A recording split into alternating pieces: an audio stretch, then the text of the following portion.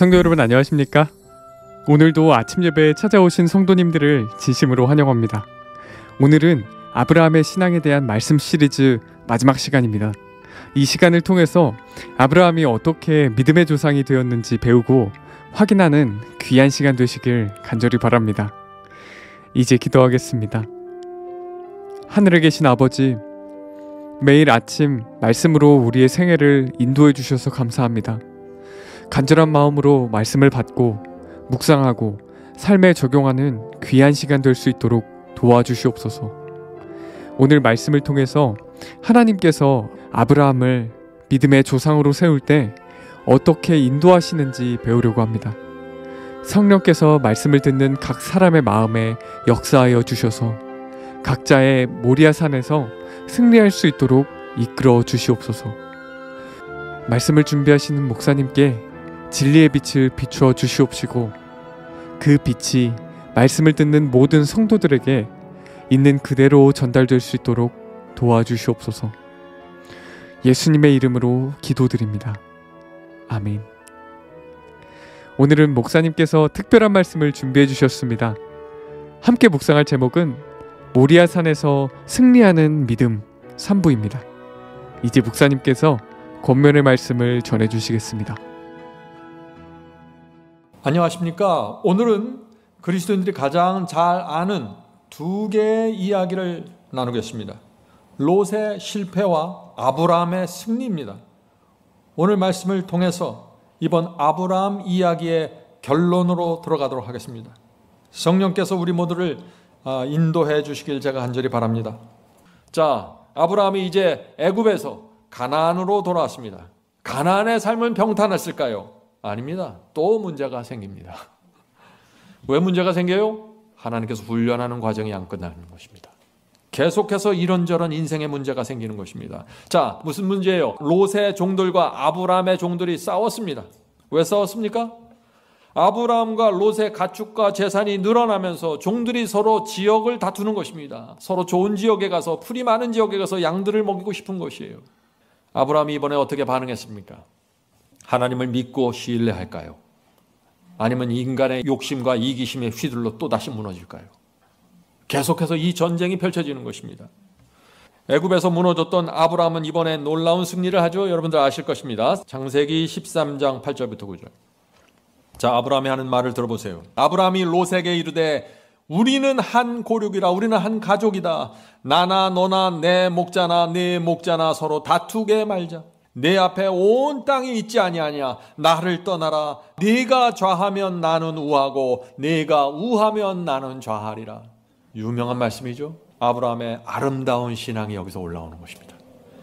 이 땅인가 저 땅인가 결정하는 것은요, 재산의 크기를 결정하는 거예요. 앞으로 그 땅은 땅값이 오를 땅이에요. 지금 내가 갈 땅은 땅값이 내려가는 땅이에요. 움직이지 않아요. 이 땅은. 이때 먼저 선택권을 주겠다는 얘기예요. 자, 질문을 드립니다.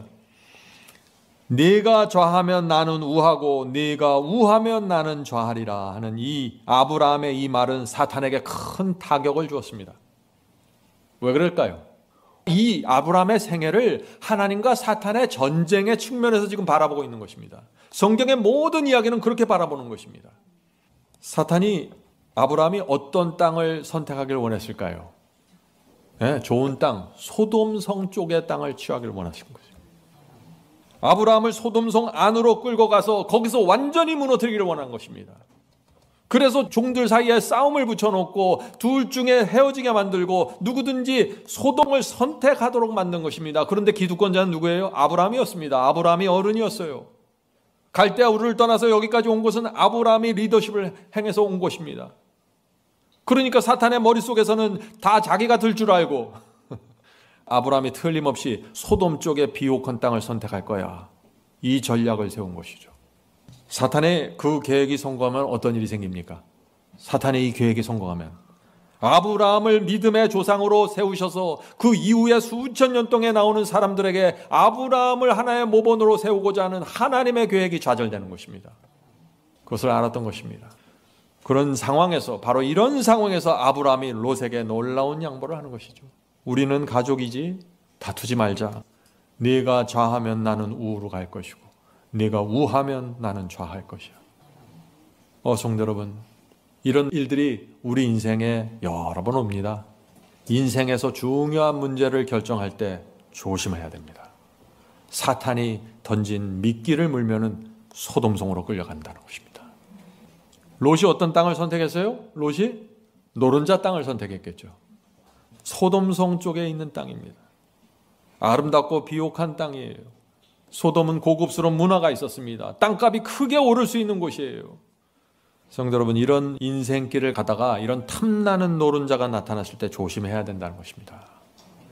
하나님의 뜻을 바라보지 않고 생각 없이 덕섭 잡으면 무너진다는 것입니다. 자, 이 롯의 문제를 들여다보면요, 여기 아내의 문제가 깊이 연결되어 있죠. 기억하시죠, 여러분? 예수께서 뭐라고 하셨어요? 롯의 처를 기억하라. 네, 롯의 처는 세속적이었습니다. 욕심이 많았어요. 소돔의 문화와 삶을 동경했습니다. 그래서 롯의 처는 아브라함이 먼저 땅을 선택하라고 하자 기다리지 않고 남편 옆구리를 찌른 것이죠. 빨리 선택해요. 소돔이 최고입니다. 저쪽으로 가야 됩니다.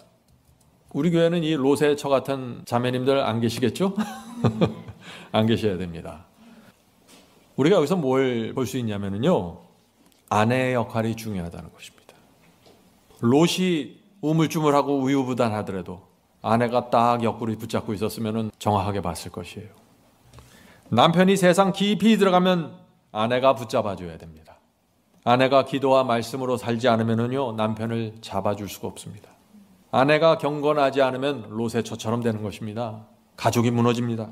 저는 지금까지 살아오면서요, 아내의 신앙이 얼마나 중요하다는 사실을 여러 번 느낍니다. 그건 모든 사람의 거의 마찬가지예요. 아내 때문에 아내의 신앙이 무너지면서 가정이 무너지는 것입니다. 성도 여러분, 이 부부가 뭡니까? 부부는 서로 돕는 자가 되어야 되는 것입니다.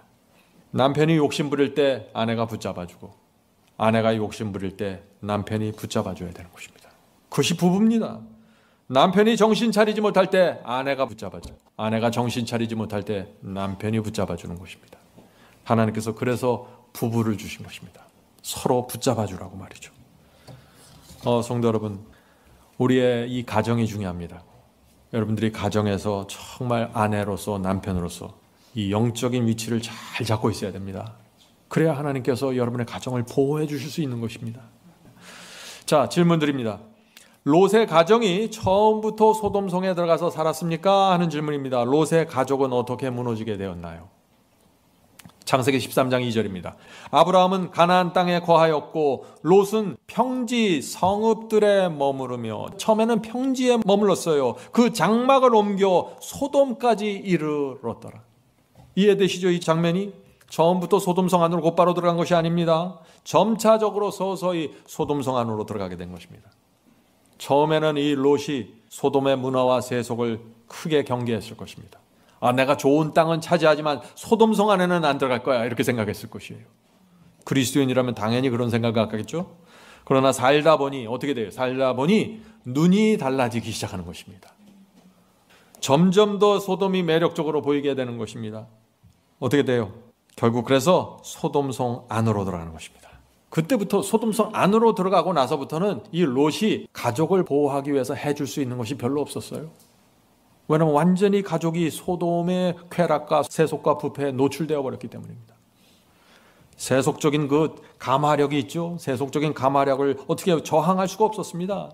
가족들이 점점 악에 익숙해지는 것입니다. 자기가 악을 범하지 않더라도 악이 많은 곳에 살다 보니까 악에 익숙해져요. 죄를 봐도 죄로 보질 못하는 것입니다. 전에는 죄를 보면 깜짝 놀랐고 경계심이 일어나는데 이제는 경계심이 안 일어나는 거예요. 자기가 죄를 범하지 않더라도 무너져 버리는 것입니다. 롯은 경건하게 살려고 발버둥 쳤지만 가족을 보호해낼 수 없었던 것입니다. 성도 여러분, 우리가 여기서 무엇을 배울까요? 로케이션입니다. 신앙에서 이 로케이션, 장소라는 단어죠. 장소가 중요합니다. 이 로케이션, 장소에서 롯의 가족과 아브라함의 가족의 운명이 갈라졌습니다. 그죠? 롯은 소돔의 로케이션을 가졌고 아브라함은 소돔의 반대쪽으로 가서 로케이션을, 장소를 정한 것입니다. 자, 많은 분들이 그래서 이런 고민을 합니다. 저에게 이런 질문을 많이 받습니다. 제가 다니는 교회는 영적이지 않습니다. 교인들이 말씀에 관심이 없고 설교에 정확한 진리를 선포하지 못합니다. 영적으로 마음이 통하는 친구가 제가 다니는 교회 없습니다. 어떻게 해야 될까요? 무슨 문제예요 이게? 로케이션을 묻는 문제예요. 이런 분들에게 저는 로케이션을 옮기라고 제안합니다. 이 문제가 적극적으로 기도해야 될 문제입니다. 성도 여러분, 여러분이 어떤 일을 잘 하고 싶으면 어떻게 돼요? 먼저 가장 쉬운 것은 장소를 바꾸는 것입니다. 여러분이 투자를 잘 하고 싶어요? 그러면 로케이션을 여의도로 바꾸셔야 돼요. 여의도. 투자자들이 많이 모인 전문가들이 있는 곳으로. 또 돈을 잘 벌고 싶으세요? 부자와 성공한 사람들을 만나는 로케이션으로 가야 됩니다. 그것이 로케이션의 문제예요. 신앙을 잘 하고 싶으면 어떻게 해야 됩니까? 신앙에 집중하는 사람들, 신실한 사람들이 모여있는 로케이션을 찾아가셔야 돼요. 그 교회를 찾아가야 되는 것입니다. 다른 방법이 없어요. 제 경험으로 볼 때 저도 로케이션을 찾기 위해서 애를 썼던 사람입니다. 제 경험으로 볼 때 어디서 예배드리고 어떤 신앙 공동체에 속해 있고 어떤 사람과 영적인 교제를 나누니가 그 사람의 신앙에 결정적인 영향을 주고 있습니다. 그것이 현실이에요. 자, 이제 다음 문제로 갑니다. 자, 질문 드립니다. 하나님께서 우리의 신앙이 어디까지 이르게 되길 원하실까요? 아브라함을 향해서 아브라함을 인도하시는 최종 목적지를 물어보는 것입니다. 하나님께서 우리를 훈련시키고 가르쳐서 최종적으로 데려가려고 하는 목표가 어떤 신앙입니까? 하는 질문입니다. 성도 여러분, 이 질문이 굉장히 중요하다고 그랬죠. 이 질문을 정확하게 답을 갖고 있어야만 내 신앙의 방향이 설정이 되어버리는 것입니다. 하나님의 목표는 항상 모리아산입니다.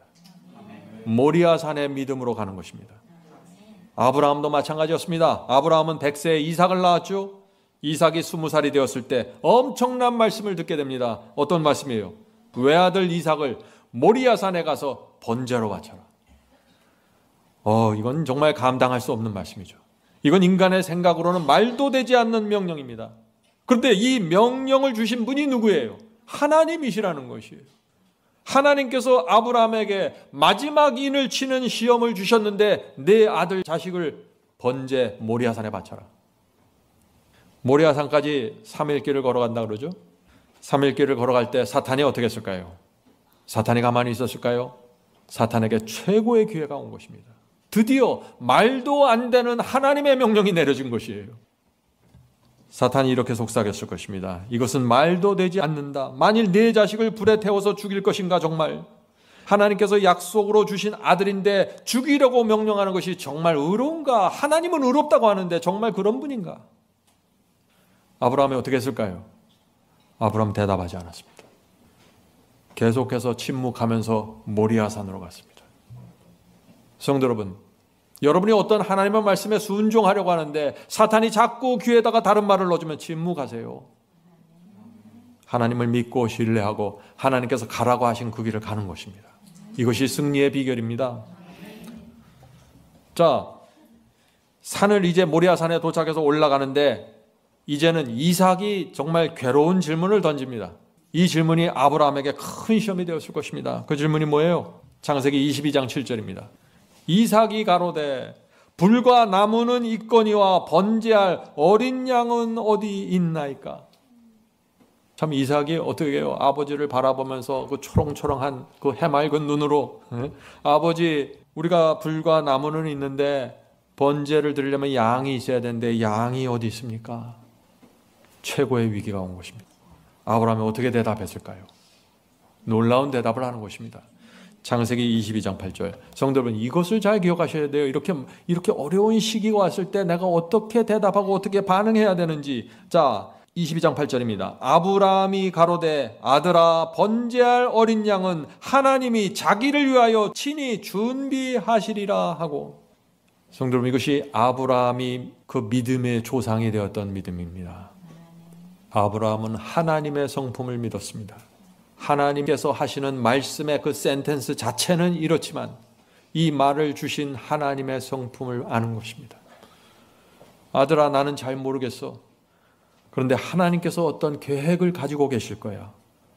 내 눈에도 번제할 양은 없지만 하나님께서 알아서 준비하실 거야. 이것이 믿음입니다. 하나님은 진짜 믿으면 이런 대답을 하게 되는 거예요. 믿으니까 이런 말이 나오는 것입니다. 믿음은 억지가 아닙니다. 믿음은 내가 쥐어짜 하는 것이 아니에요. 믿음은 맹목도 아닙니다. 믿음은 자연스럽게 나오는 것입니다. 믿기 때문에 나오는 것입니다. 신뢰하기 때문에. 성도 여러분, 하나님께서 원하시는 믿음이 뭔지 잘 보세요. 하나님의 말씀이라면 무조건 전적으로 신뢰하는 믿음. 그 믿음을 갖는 것이 우리 인생의 목적입니다. 우리가 왜 이 땅에 태어났습니까? 이 믿음을 갖기 위해서 태어난 거예요. 어떻게 우리가 하나님을 믿을 수 있어요?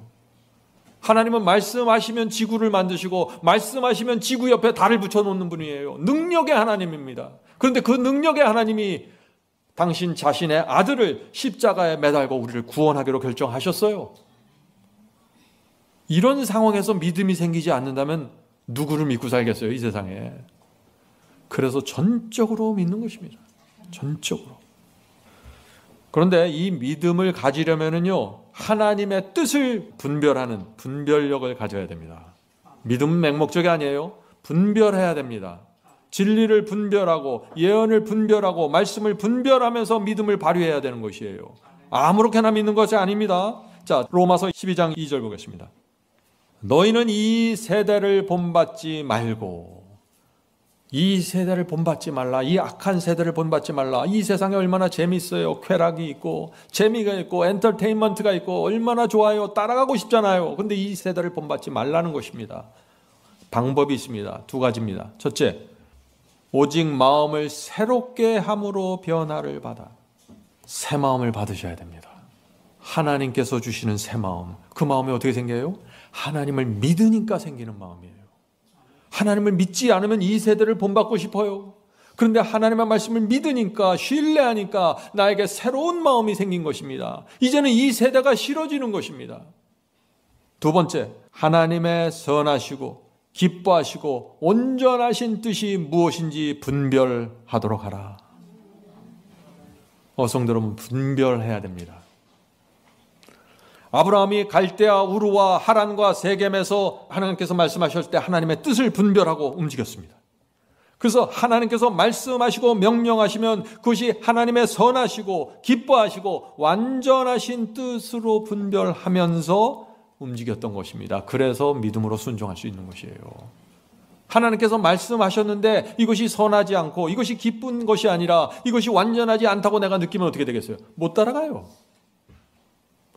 그런데 지금 바울은 얘기하는 것입니다. 하나님의 선하시고 하나님의 기뻐하시고 온전하신 뜻이 무엇인지 분별하라. 이것을 분별하면 믿음은 자연히 온다는 것입니다. 자, 그런데 아브라함이 잘 따라오다가 애굽 사람들이 사라에게 욕심을 내자 그때 아브라함이 하나님의 뜻을 분별했어요? 분별하지 못했다는 것이에요. 하나님의 선하시고 아름답고 완전하신 뜻을 분별하지 못하면서 무너져버린 것입니다. 사라가 아브라함에게 여보 더 늦기 전에 후처를 얻으세요. 나는 아들 못 낳습니다. 기억하시죠? 그렇게 유혹했을 때 하나님의 선하시고 기뻐하시고 완전하신 뜻을 아브라함이 발견했습니까? 분별하지 못했어요. 그래서 무너진 것입니다. 성도 여러분, 아브라함은 하나님의 뜻을 분별하지 못할 때마다 하나님의 말씀을 정말 완전하시고 선하시고 정말 귀한 것으로 분별하지 못할 때마다 쓰러지고 넘어지고 인생의 쓴맛을 보게 된 것입니다. 중요한 진리입니다. 하나님의 뜻을 분별하셔야 돼요. 근데 그냥 분별하는 것이 아니라 그 하나님의 말씀이 정말 선한 것이고 하나님의 마음에 기쁨을 주는 것이고 온전한 것이라는 사실을 분별해야 된다는 것입니다. 아브라함이 이걸 배운 것입니다. 그래서 이제 가서 아들 이삭을 모리아산에서 번제로 드리라고 하나님께서 말씀하셨는데 이 세상 모든 것을 이해하지 못했는데 아브라함은 그것을 어떻게 분별했다고요? 그것을 하나님의 선하시고 하나님 마음에 큰 기쁨이 되고 하나님 마음에 완전하신 것으로 분별하고 받아들였다는 것입니다. 그래서 침묵하고 가는 것이에요. 성도 여러분, 하나님의 말씀과 계명을 이런 마음으로 받아들인다면 순종하지 못할 게 뭐가 있겠어요? 이것은 하나님의 성품과 그분의 자비하심과 그분의 능력을 우리가 이해할 때 자연스럽게 열매로 맺어지는 것입니다. 자, 질문 드립니다. 하나님의 모든 말씀을 하나님의 선하시고 기뻐하시고 완전하신 뜻으로 분별하고 순종하는 이 믿음이 왜 중요할까요? 여러분도 이제 아시겠죠? 왜 중요한지. 이렇게 하나님의 말씀을 신뢰하면 어떤 상황에서도 하나님의 말씀과 계명을 신뢰하고 순종하게 되는 것입니다. 이를 악물고 순종하는 것이 아니에요. 너무나 자연스럽게, 너무나 당연하게 가는 것입니다. 이런 상태로 들어가 버리면 사탄이 어떻게 돼요? 꼼짝 못해요. 사탄이 그 사람을 건드릴 수가 없어요. 더 이상 흔들어댈 수 없는 상태로 들어가 버리는 것입니다. 이것이 인침받는 상태입니다. 여러분, 오늘 말씀 중요합니다. 인침이 어떻게 이루어지는지 보셔야 돼요. 무슨 이런 행위 저런 행위 뭔가 잔뜩 쌓아갖고 인침받는 거 아니에요. 믿음으로 받는 것이 믿음으로. 성도 여러분, 아브라함은 갈대아 우르를 떠나서 수십 년 동안 하나님을 따라갔는데 결국 이 흔들리지 않는 믿음을 배운 것입니다. 하나님께서 한번 말씀하시면 반드시 무조건 순종하는 것이 내 인생의 최고 행복이라는 사실, 그런 믿음을 갖게 된 것이에요. 그래서 외아들 이삭을 번제로 바치라는 명령을 받았을 때도 그것을 하나님의 선하시고 기뻐하시고 완전한 뜻으로 받아들이게 된 것입니다. 여기서 내가 잘못 생각하면 옛날 했던 그 실수 내가 반복하지, 정신 바짝 차린 것이죠. 성도 여러분, 하나님께서 아브라함의 인생을 통해서 모리아 산까지 인도하셨다는 사실을 여러분들 보십니까? 우리도 거기까지 가야 하는 것입니다. 그것이 우리를 향한 하나님의 목적지입니다. 거기가 종착역이에요. 어떤 사람은 그 종착역을 20살에 들어가서 남은 인생을 평강 속에서 살아갈 수 있고, 어떤 사람들은 인생의 마지막까지 가게 되는 것입니다. 어떤 사람은 끝날 때까지 배우질 못해요. 하나님께 대한 이 천적인 신뢰와 믿음을 말이죠. 야고보서 2장 21절 23절입니다. 우리 조상 아브라함이 그 아들 이삭을 제단에 드릴 때 행함으로 의롭다 하심을 받는 것이 아니냐. 믿음이 있으니까 그런 엄청난 행함이 나온 것이 아니야. 지금 그 말씀을 하는 것이죠. 네가 보거니와 믿음이 그의 행함과 함께 일하고. 믿음은 믿음만 가는 게 아니에요. 행함이 나오는 거예요. 믿음과 행함은 분리시키지 말아요. 바벨론의 복음이 뭐예요? 믿음과 행함을 분리시키면 바벨론 복음이에요. 그게 하나님의 복음은 믿음과 행함이 하나예요. 아무도 분리시킬 수 없어요. 믿기 때문에 순종하는 것입니다. 믿기 때문에 그렇게 행하는 것이에요. 내가 그 대학이 인류라는 사실을 믿으면 그 대학을 위해서 열심히 밤을 새면서 공부하는 것입니다. 행함이 나오는 것이에요. 믿음은 행함과 같이 가는 것입니다. 무엇을 믿느냐로 결정되는 것입니다. 믿음이 그의 행함과 함께 일하고 행함으로 믿음이 온전케 되었느니라. 이에 성경에 이른바 그는 하나님의 벗이라 칭함을 받았나니. 성도 여러분, 이 사도 야고보가 뭐라고 말합니까? 아브라함이 외아들 이삭을 제단에 바쳤을 때 하나님의 친구라는 타이틀을 받았다는 것입니다. 성도 여러분, 잘 보세요. 이 모리아산의 시험이 하나님의 친구가 되는 시험입니다. 하나님께서 친구로 삼겠다는 것이에요. 왜요? 너는 내 마음을 아는구나. 모리아산의 믿음을 가지면은요, 하나님의 마음을 시원하게 해주는 친구가 된다는 것입니다. 하나님의 친구가 뭔가요? 하나님께서요, 어떤 사람에게 어떤 시련을 주시고 어떤 시험을 주실 때 참 고민을 많이 하실 것 같아요. 이거 잘못 어려움을 줬다간 삐져갖고 달아날 텐데 어느 정도까지 뜨거운 시험을 줘야 이게 믿음이 성장하고 붙잡고 나를 따라올까? 하나님의 친구는 그 고민을 안 한다는 것이에요. 하나님의 친구는 아들을 번제로 드려 하면 드린다는 것입니다. 고민 없이. 전적인 신뢰입니다. 하나님께서 이 믿음을 원하시는 것입니다. 왜요? 하나님과 사탄의 전쟁 속에서 너희를 끝까지 보호할 수 있는 길이 이것이야 하고 지금 제시해 주는 것이에요. 그래서 이 모리아산에서 큰 투쟁이 벌어진 것입니다. 내가 이제야 네가 하나님을 경외해야 하는 줄을 아노라 라고 말씀하셨을 때 하나님께서 아브라함에게 해주신 말씀일 뿐만 아니라 이 사탄을 향해서 온 우주 앞에서 선언하신 것입니다. 어떻게 선언해요? 이것입니다. 이것이 내가 원하는 신앙이야. 바로 이것이야. 누구든지 나를 믿고 따라오면 내가 여기까지 인도해서 아브라함의 후손으로 만들 것이야. 사탄의 어떤 공격에도 흔들리지 않는 백성을 만들어낼 거야. 그 증거가 모리아산의 아브라함이야. 이렇게 말합니다. 우리는 지구 역사의 마지막에 살고 있습니다. 마지막 환란을 바라보게 되는 것입니다. 다니엘과 요한계시록은 모두 지금이 마지막 때라고 말하고 있습니다. 7교회 예언에서도 마지막 교회고 7인에서도 마지막 인이고 7나팔에서도 마지막 나팔이고 모든 예언이 마지막을 가리키고 있습니다. 이 마지막 환란이 시작이 되면은 모리아산의 투쟁이 일어나는 것입니다. 모리아산의 투쟁입니다. 사탄이 지구 역사 최고의 압박을 가할 것입니다. 온 세상이 하나님의 성도들의 신앙과 믿음을 이해하지 못할 것입니다. 저들은 왜 저렇게 믿는 거야? 이해하지 못할 것이에요. 온 세상이 사탄의 정신을 드러낼 것입니다. 성도들을 극렬하게 미워하고 증오하게 될 것이에요. 그 자세한 공부는 바이블 칼리지에서 하세요. 자세하게 되어 있습니다. 그때 그런 이 세상이 그렇게 돌아갈 때 모리아산의 아브라함을 기억하시라는 것이에요. 모리아산의 아브라함.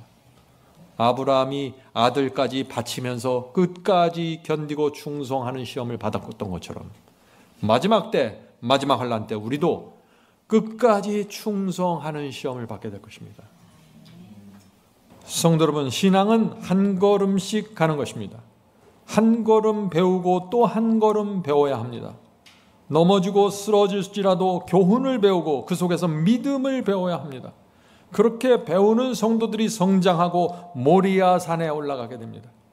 성도 여러분, 성령께서 우리를 날마다 가르치시고 날마다 인도하십니다. 날마다 주시는 그 말씀과 성령의 인도하심을 따라가면 그런 성도들은 반드시 모리아산에 올라가는 믿음을 배우게 될 것입니다. 자, 이제 기도하겠습니다.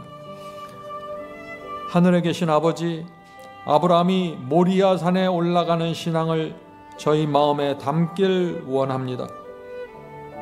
이번에 배운 이 아브라함의 믿음에 관한 진리를 저희 마음에 새겨 주시옵소서. 주여, 주께서 오시는 발자국 소리가 점점 더 분명하게 들려옵니다. 하나님과 사탄의 마지막 전쟁이 벌어지고 있습니다. 저희가 하나님의 편에 굳게 서는 믿음을 배우게 도와주시옵소서. 하나님의 말씀을 겸손한 심령으로, 가난한 심령으로 따라가는 그 신앙을 배우게 인도해 주시옵소서. 오늘 아침 예배에 참여한 성도들을 축복하시고 진리가 마음에 새겨질 수 있도록 축복해 주시옵소서. 영적으로 육적으로 어려운 분들이 있습니다. 그들을 도와주시고 공급해 주시고 감사와 기쁨으로 주님을 따르게 해 주시옵소서. 이 모든 말씀 예수 그리스도의 이름으로 간절히 기도드립니다. 아멘.